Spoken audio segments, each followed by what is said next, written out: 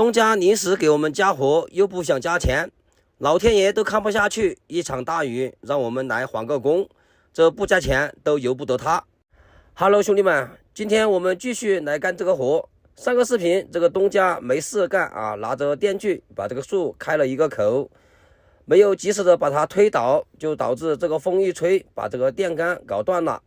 我们把电杆摘好之后，继续来干这个活。这个屋场前面这一段全部是田荒，最开始我们是打算的用这个斗背一层一层的给它拍起来，但是东家说这样拍起来的效果不好，然后东家说让我们用破碎锤给它夯一下。最开始呢，东家打算的是在网上买一个夯头，这个夯头大概要800多块钱，还说这个夯头我出500，他出300，最后这个夯头归我真的是无语了，兄弟们。这个夯头对于我来说有没有都无所谓，因为平时都用不到。这里我都答应他，我吃点亏，多花点时间给他夯一下。没想到这个夯头这个钱啊，他还想让我来出。这种东家我真的是第一次遇到，真的是太无语了。我从未见过有如此厚颜无耻之人。这个夯头让我们出钱，肯定是不会同意的。最后东家说让我们出一根报废的枪杆，他在枪杆前面焊一个铁板。其实这样啊也可以干这个活的，但是万万没想到啊，兄弟们，没想到这个东家这么会算计。我说的不行的，你不相信？我那天你看打电话时候，我姑娘说最撇要2公分。到现在还是把那个850那个。哎，不是850的问题，你根本在后期都没得那个问题。哦，这那个太薄了，我当时太薄了。我过去看他那个薄。在焊这个钢板的时候，我就跟东家说过，最少啊要2公分左右的钢板才行。如果说找不到2公分的，最少也搞个1公分的。这个东家太会算计了，他想着这个活给他干完了，后面能不能用都无所谓，他居然呢就找了一个0.5公分左右的钢板。没想到我们安上去才打了10几分钟就搞报废了。现在东家把这个电工喊过来，又重新焊了一个，现在这个啊看着还好一点。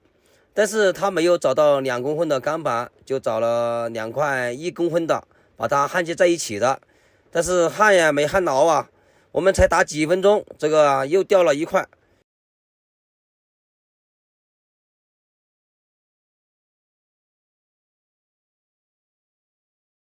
虽然掉了一块钢板，但是剩下的这个钢板呢也比较厚，有1公分啊，基本上啊勉强还可以用。然后我们就2台挖机打配合，一个挖机在前面面这个平面，然后顺便再用履带压一压，另外一个挖机啊就用这个夯头夯这个面。干了这么多活，这还真的是我第一次吐槽东家。上个视频我就说了，这个东家真的是太会算计了。最开始我们讲的和最后干的呀，他就是往往就不一样。要是东家不会规划啊，中途多了1、2处活，这个都很理解。但是我们一般情况下都是给东家免费干了的。但是这个东家他明明从头到尾他都跟你规划的好好的，但是当时我们谈活的时候，他就是不说。当我们干到这里的时候，他就是那里加一点，这里加一点。所以这个活不管赚没赚钱，但是我心里面干的真的是不愉快。这样搞的话也赚不到钱。所以啊，我就必须要吐槽一下这种老板，也让我长了一个教训。以后出去包活呀，一定要把这些事情说清楚。时间来到了几天后，这个中途啊，这个老天爷下了几场暴雨，就导致之前我们刷的这个边坡啊，现在塌方了。这个塌方的活，东家还想着让我免费给他挖，还说没有几车。虽然没有多少车，但是哈，兄弟们，这个边坡要从头到尾重新刷，其二呢，这个泥巴还要全部转出去。你觉得这个我会同意吗？得加钱。这里啊必须得加钱，不加钱这个活真不搞了。这个东家已经把它看白了，后面只要多的活不加钱就不搞。我们把这个比较高的边坡多的泥巴给它挖下来，挖下来之后啊，就把挖机开到最前面去，从这个前面开始刷这个边坡。在刷这个边坡的时候，我也学乖了，反正这个边坡刷好之后，房子一修，这个边坡也看不到，也用不着修得这么好，反正刷出来之后看得过去就行。有时候啊，人不能太老实了，老实了往往会吃亏。在刷边坡的同时，我们把边上的这个沟，还有场地上的这个多余的泥巴也跟它收出来。我们把场地上所有的泥巴清理完之后，然后东家让我们在这里给他挖个化粪池。这个化粪池啊，最开始我是答应帮东家挖的，但是万万没想到啊，兄弟们，以前我们挖无极啊，挖个化粪池一般都很小的，不是很大。但是今天挖的这个化粪池啊，有平时的2个大。哎，又被东家上了一课。化粪池我们挖好之后，这个场地上这个地基的基坑，他们工人把这个线放好了，我们把这个基坑给它挖一挖就完了。最后一点活就是路边上的这个边坡，我们也要给它刷出来。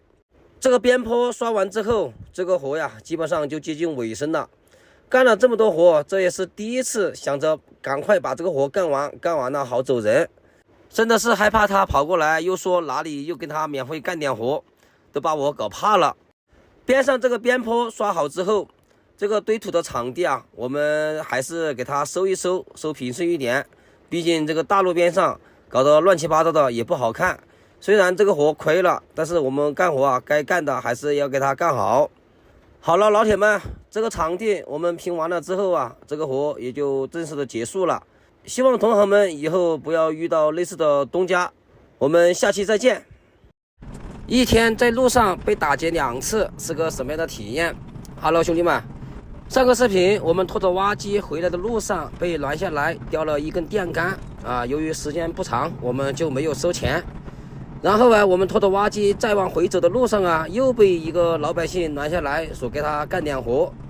这个活呀，干的时间就有点长了，所以这个呀，我们就收了钱，干了一个起步价。今天这个活，东家的精神就是前面这一块，让我们把边上这些石头收集在一堆，然后给它堆到这里。前段时间我们这里下暴雨，涨洪水，这个地方啊都全部淹完了。大家也看得出来，这个河床有点低，稍微下点雨，涨点洪水，这个地方都会全部被淹掉。就包括前面这个桥，这个桥啊就叫漫水桥，只要一涨水，这个桥就通不了车，过不了人。我们把挖机开下来之后，先把远处的这些石头先收集到一堆，收集到一堆之后，就方便我们把这个石头往前面转，然后我们再把挖机开到最前面来。老铁们，你们可以看一下边上的那一棵树，这个树大家也看到了，这个树根全部都露出来了，也不知道涨了多少次洪水才冲成这个样子。这个坎上多的石头其实是东家以前人工一块一块的盘到这里的，也就是防止这个洪水把上面的地巴给它冲垮了。今天我们挖机刚好跟这里经过，就把我们拦下来，说把这些石头给它收集过来，把这个坎子再跟它保一下。这个活看着是不是很简单？就是把这些石头收集到一堆，然后堆到这里就搞定。其实啊，越简单的活越讲究方法。大家可以看一下，第一层我们都是铺的那种不是很规范的小石头，然后啊刻意留了一些比较大的片石，然后在这个上面再铺一层。这个大的片石啊，我们也是一块接着一块把它铺起来的，中间基本上没有什么缝隙。这样啊，就如同一张网铺在这里，这个洪水一来呀，就很难把这个石头冲起来。由于这种大的片石啊有限，不是很多，我们着重啊就是搞前面这一块。大家可以看一下啊，现在我们搞的这一块了，每次洪水一来呀，这个冲力点是最大的，因为这个洪水从这个漫水桥下来之后就直冲这个面，所以啊，我们把所有的大石头全部用到这个位置去了。至于我们挖机站的这个位置啊，洪水一来，这里就形成了一个回水湾，没有多大的冲力，所以这个位置我们就搞一些小石头。为什么说洪水来了，我们挖机站的这个位置啊是个回水湾？大家可以看一下，右上方是一条路，这个河床啊还在那前面。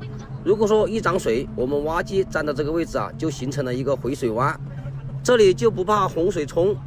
我们把周围所有的石头收集完了之后，我们的正前方这里啊，感觉还差一点石头。最后东家又让我们把挖机开到这个河中央来，把这一堆石头啊收集过去，顺便呢也能把这个河床啊清理一下。其实河里面的这些石头啊，全是上游冲下来的。由于这里有一个桥挡了一下，这个石头就冲在这里，就冲不走了。就因为有个桥在这里，这个洪水一来呀，就把这个力泄了很多。